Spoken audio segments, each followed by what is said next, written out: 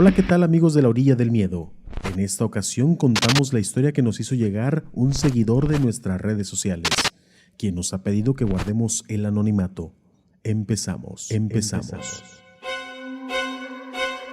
La orilla del miedo, donde tus historias hayan vida. Esta historia me la contó mi abuela. No sé si sea verdad o no, pero me dijo que podía preguntar a los vecinos si quería, solo a los mayores, porque es una historia de cuando apenas se inició el pueblo acá donde vivo. Me refiero a Los Planes, y está en Baja California Sur. Dice mi abuela que en los inicios de este pueblo, si tenías problemas de salud debías viajar a La Paz, la capital del estado, porque en el pueblo no había doctores aún. La mayoría de la gente era muy supersticiosa. En una ocasión, un niño reveló que tenía poderes curativos. Su madre, una de las consideradas líderes del pueblo, aseguraba que cuando su hija mayor enfermaba, con que el niño la tocara se sentía mejor, y con el paso de los días se aliviaba. Y así inició la historia de este niño, el niño chamán, que con el paso del tiempo empezó a tener visitas de todos los lugares alrededor, inclusive de la ciudad. Si se curaban o no, yo no sé, pero dice mi abuelita que se volvió muy famoso y hasta hizo un negocio bastante rentable. Incluso el papá del muchacho dejó de trabajar para atender a la gente que venía. Era tanta que se le empezó a llamar el chamán del pueblo. Con el paso de los años, y como siempre sucede en estas historias de pueblo, su fama creció. En realidad, sus curaciones a veces funcionaban y a veces no, pero la superstición de las personas era más que suficiente para que los clientes siguieran acudiendo a hacer un intento de aliviar lo que sea que los aquejara. En una ocasión, una señora llevó a su hijo a ver al chamán.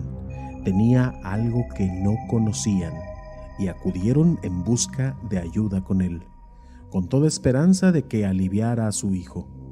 Dijo que lo que el chamaco traía era una maldición heredada de la abuela del niño y pidió que le dejaran trabajar 2 días con él, que lo dejaran dormir en su casa donde estarían el chamán y los padres del niño. Conociéndolos de toda la vida y desesperados porque su hijo se aliviara, le cedieron este permiso. Los padres del niño se quedaron en una habitación que había en la casa donde se hacían las curaciones. En la noche, los padres del chico empezaron a oír unos gritos muy raros y fuertes que venían de la casa donde estaba el muchacho. Y dicen que aunque distorsionada la voz, ellos sabían que sus gritos eran de su hijo. Corrieron hacia donde estaba el niño y sin tocar abrieron la puerta para ver qué estaba pasando. Lo que vieron allí les hizo perder totalmente el control. Encontraron a su hijo desnudo en un rincón y al chamán frente a él, en una posición amenazante contra el pequeño, quien en cuanto vio que sus papás entraron a la habitación, empezó a llorar y a pedir ayuda. El papá del niño se abalanzó sobre el chamán, exigiéndole que se alejara de su hijo. De un golpe lo dejó en el suelo y la madre del niño lo levantó en sus brazos y se lo llevó del lugar. Con los gritos y la cercanía que había entre las casas, no tardó en llenarse de gente. Cuando todos supieron lo que el padre había visto, le ayudaron y entre todos empezaron a golpear al chamán. Aquí empieza lo verdaderamente raro. Dice mi abuela que ella vio todo. Vio cómo a ese hombre le dieron de puños, patadas, lo arrastraron y no sangró ni una sola vez. Por supuesto que no faltó quien desde el fondo de aquella chusma gritó: «¡Es un hijo del diablo! ¡Por eso no sangra!». Cuando escucharon esto, todos voltearon a verlo y el terror se veía reflejado en la mirada del chamán. Él sabía que no había nada que detuviera a esa gente. Los padres del chamán trataban de calmar a la gente explicándoles que cómo un hijo del diablo podría tener poderes para sanar a otras personas. Pero nadie escuchó. Seguían desenfrenados y listos para lincharlo. Empezaron a sugerir que lo molieran a palos. Otros decían que debían quemarlo. Unos más que debían ahogarlo en el mar. Esta última resultó ser la mejor opción para las personas. No sé si porque no querían ver lo que le iba a suceder, pero entre todos decidieron que eso es lo que harían. Lo amarraron a varias piedras y lo treparon a una panga. Subieron 4 personas además del chamán y se metieron mar adentro. No mucho, porque dice mi abuela que se veía la panga desde la orilla. De repente se escuchó donde aventaron algo al agua y todo se quedó en silencio. Cuando se escuchó que la panga volvía a la orilla, todos se quedaron callados, esperando. Cuando los pescadores regresaron, casi se podía ver en su cara que las cosas no estaban bien. Dicen que cuando iban en camino, el chamán estaba callado y con una sonrisa en su cara, nada más reclamándoles y recordándoles todas las veces que habían acudido a él para aliviar los males de sus seres queridos. Incluso, Juan platicó que el chamán le reclamó cuando curó a su esposa Lupe.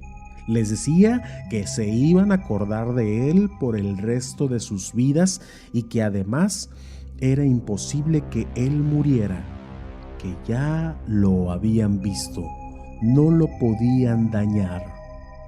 Cuando dijo esto, soltó una risa y bajó su cabeza para no decir nada más el resto del viaje.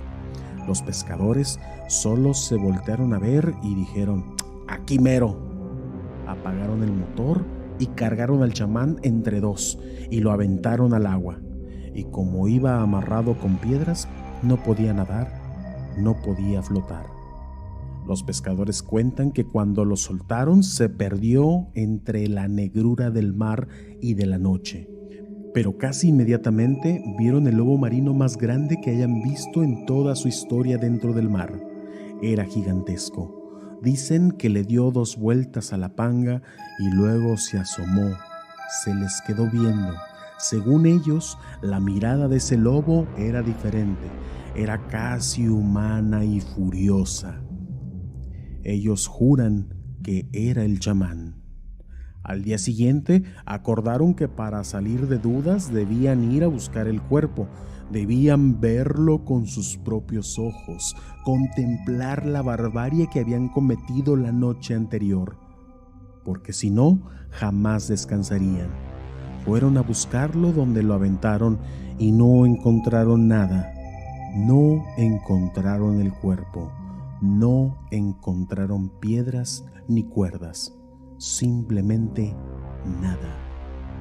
Ahora sus nervios y miedos estaban peor que la noche anterior.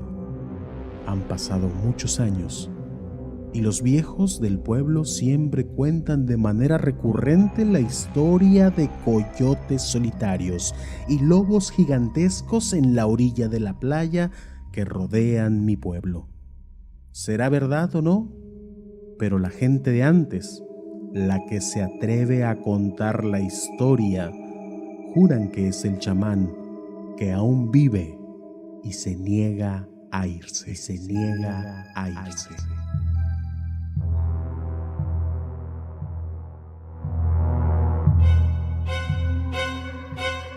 Gracias por escuchar un relato más de La Orilla del Miedo, un espacio donde tus historias cobran vida y renacen en cada emisión. Si tienes alguna historia que contarnos, mándanos un correo a laorilladelmiedo@gmail.com. También puedes buscarnos en nuestras redes sociales, en Instagram y Facebook como La Orilla del Miedo. En Twitter, encuéntranos como @Orilla del Miedo. Hasta la próxima.